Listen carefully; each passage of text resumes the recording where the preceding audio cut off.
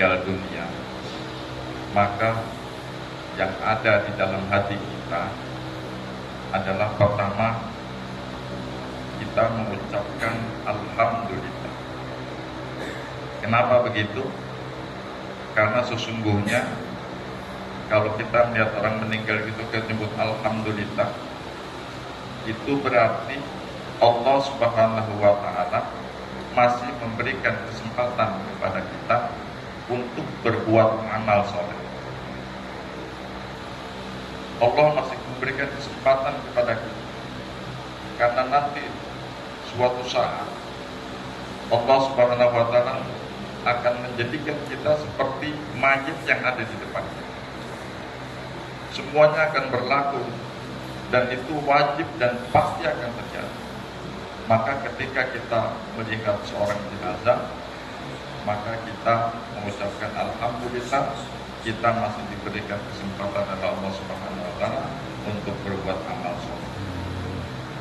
Di dalam surat As-Sajdah dikatakan, walau tara idzil mujrimuna nakisu ru'usihim inda rabbihim Rabbana absarna wa sami'na farji'na na'mal sholihan inna muslimun. Ketika seorang itu berhadapan nanti dengan Allah Subhanahu wa Ta'ala dengan kepala tertunduk, karena mungkin malu atau mungkin karena takut berhadapan dengan Allah, akhirnya kepalanya ditunduk. Karena apa? Karena dulu waktu dia muda, waktu dia hidup, itu perbuatannya tidak taat kepada Allah. Dulu dia pikir negeri akhirat itu adalah dongeng semata. Ada siksa kubur itu adalah dongeng semata. Tapi sekarang dia telah menyaksikan kesungguhan. Ya Allah, sekarang saya begitu telah menyaksikan bagaimana dahsyatnya siksa kubur itu. Lalu apa yang diinginkan? Rabbana absarna wa sami'na. Sekarang saya telah menyaksikan betapa dahsyatnya siksa kubur itu. Farji'na na'mal sholih. Kembalikan lagi saya ke dunianya. Untuk apa? Untuk berbuat amal soleh. Jadi hadirin dirahmati Allah Subhanahu wa Ta'ala, yang menyelamatkan kita nanti di negeri akhirat adalah amalan yang soleh. Amal soleh itu banyak jenis, banyak macamnya, dan kita semua wajib melakukan amalan soleh untuk bertemu nanti dengan Allah Subhanahu wa Ta'ala. Jadi hadirin dirahmati Allah Subhanahu wa Ta'ala, ketika orang meninggal dunia itu dikatakan dalam hadis, "Idza matat mu'adama in qata'a amaluhu." Jika seorang hamba itu meninggal dunia, maka ada 3 perkara, maka semua terputus amal. Dia sudah tidak bisa lagi sholat, dia sudah tidak bisa lagi membaca Al-Quran, sudah terputus, tidak bisa lagi yang lain. Terputus semua amal. In qata'a amaluhu, terputus semua amalnya. Illa min salasin, kecuali 3 perkara. Yang pertama, shadaqatin jariyah, yaitu sedekah jariyah. Jadi Pak, Ibu yang kami muliakan, semasa hidup ini kita itu harus banyak bersedekah, memperhatikan orang-orang di sekitar kita, apalagi saudara kita. Kita perhatikan, bersedekah yang banyak, bersedekah. Karena sesungguhnya dikatakan dalam Al-Quran, in ahsantum ahsantum li anfusikum wa in asatum. Jika kamu berbuat baik, maka perbuatan baik itu akan kembali kepada diri kamu. Tapi jika kamu berbuat jahat, maka jahat itu akan kembali ke diri kamu. Jadi sesungguhnya kalau orang bersedekah itu sepertinya itu menolong orang, memberikan rezeki kepada orang. semata memandang seperti itu. Padahal sesungguhnya hakikatnya adalah perbuatan sedekah itu untuk diri kita sendiri. Kita telah memberikan amalan, kita telah menabung untuk negeri akhirat kita. Kita telah menabung itu. Kalau kita berikan 10.000, 20.000, 100.000, sesungguhnya kita telah menabung untuk negeri akhirat. Itulah harta kita sesungguhnya. Yang orang ini merasa berbalik. Kalau orang itu merasa dia telah mengeluarkan, mengorbankan hartanya itu sebetulnya untuk dirinya sendiri. Jadi hadirin dirahmati Allah Subhanahu wa taala, memang memperhatikan orang itu yang terbaik bukan hanya dari segi ekonominya saja. Dikatakan yang terbaik adalah memperhatikan bagaimana orang-orang saudara kita, tetangga kita, di lingkungan kita yang mereka itu belum sholat. Karena faktor orang itu beriman atau tidak beriman itu letaknya adalah di dalam sholat. Kalau orang itu tidak sholat, pasti orang itu tidak beriman kepada Allah SWT. Dan kalau dia mati nanti, pasti masuk nerakanya Allah SWT. Maka kita prihatin. Di dalam hadis yang sangat sahih, berdiri sesaat di hadapan saudaramu untuk mengajak mereka taat kepada Allah Subhanahu wa taala, maka itu lebih baik daripada sholat malam di malam Lailatul Qadar di depan Hajar Aswad. Masya Allah.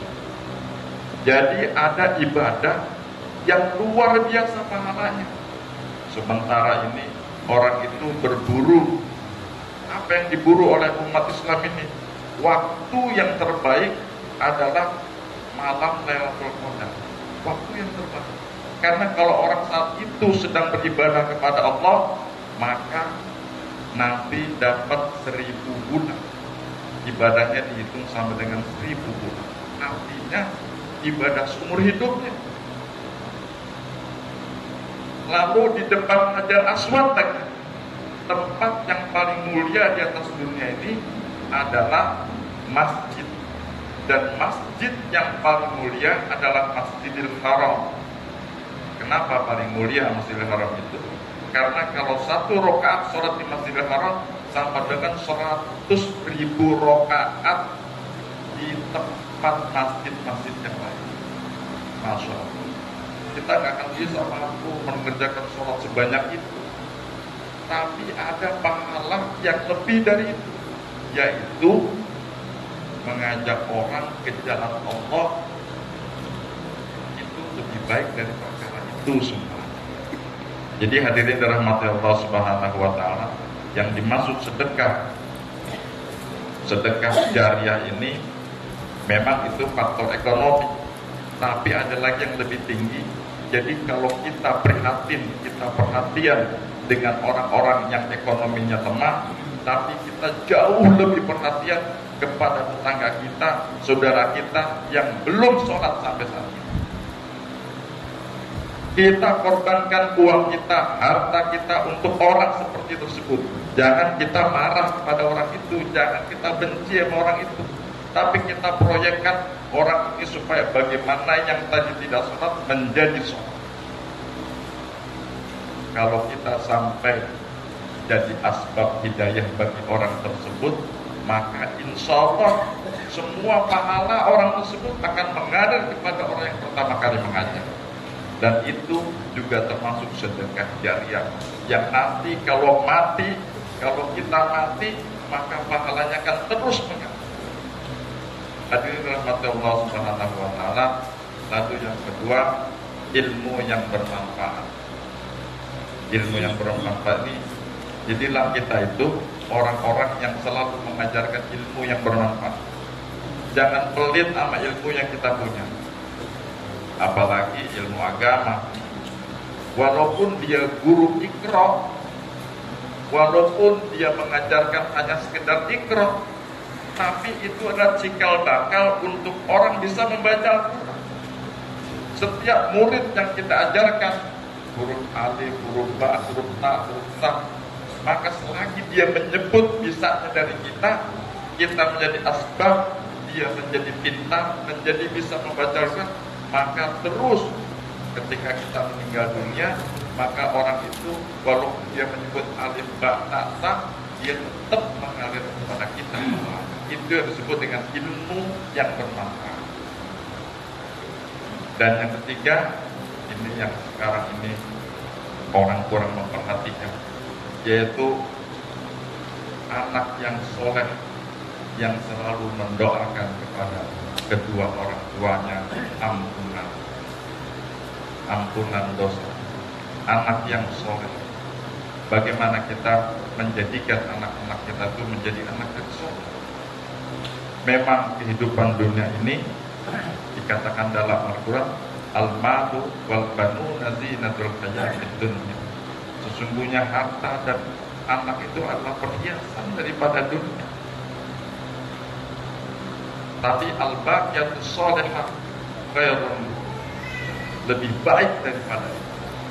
Jadi Bapak dan Ibu yang dirahmati Allah Subhanahu wa taala, untuk menciptakan anak yang soleh tentu kita ada pengorbanannya lagi. Menciptakan anak yang bertakwa kepada Allah ada pengorbanan yang besar lagi. Enggak ada itu kampus-kampus yang menjadikan orang lulusan tersebut menjadi anak yang bertakwa, anak yang soleh, tidak. Maka dari itu menciptakan anak yang soleh itu kita masukkan yaitu ke dalam pesantren-pesantren sehingga dia pintar ilmu agama. Dan nanti kalau ilmu agamanya pintar, maka dia insya Allah akan menjalankan syariat agama. Dan kalau kami mengatakan orang yang pintar ilmu agama juga belum tentu imannya itu tinggi. Orang yang ada das soleh dan das sen, maksudnya ada kenyataan dan seharusnya itu berbeda. Kalau kenyataan dan seharusnya berbeda, maka itu perlu diteliti. Bagaimana bisa diteliti? Kalau seorang anak sekolah lalu mendapat, dia setelah sekolah lalu ekstrakurikulernya dikasihkan ilmu-ilmu yang lain, tapi begitu dia nilainya waktu ujian rendah, maka ini ada masalah. Padahal dia sudah belajar, dia sudah ekstrakurikulernya sudah privat, tapi nilainya masih rendah juga, berarti ini ada masalah. Begitu juga dengan kita. Kita sudah tahu ilmunya, kita sudah tahu kalau mendengarkan azan itu bersiap untuk sholat, tapi kita tidak juga berangkat ke dalam masjid. Maka itu ada masalah. Masalahnya di mana? Di iman. Allah belum menggerakkan hati kita. Kita tahu ilmunya, kita tahu bahwa itu boleh, bahwa itu harus, tapi kita tidak bisa berangkat menunaikan kewajiban kita sebagai. Jadi hadirin Allah Subhanahu wa taala, mari kita ciptakan anak-anak yang soleh ini. Anak-anak yang soleh ini jadi akan menyelamatkan kita, bapak dan ibunya, kedua orang tuanya untuk mendapatkan surganya Allah Subhanahu wa taala. Mari kita bersama-sama berdoa. Astagfirullah.